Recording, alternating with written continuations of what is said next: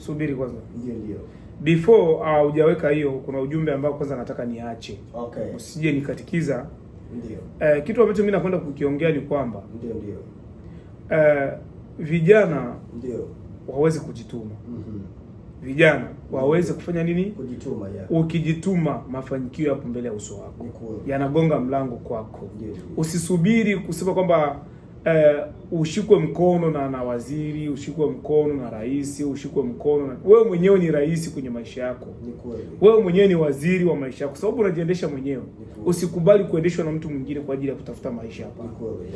Vijana wote ambao wana mwili, wana damu, wana miguu miwili na mikono minne, miguu miwili, mikono miwili, wana macho mawili, kila viungo viwili kwenye mwili wako, ikiwa kimoja vyo viwili, ikiwa unaweza kufanya kazi na kujiajiri mwenyewe, pambana.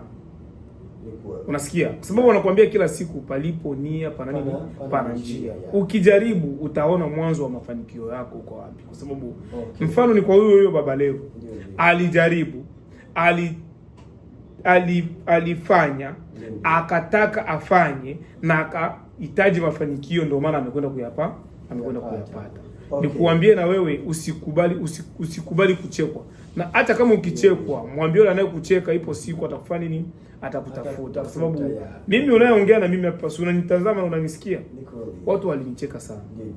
Uwezi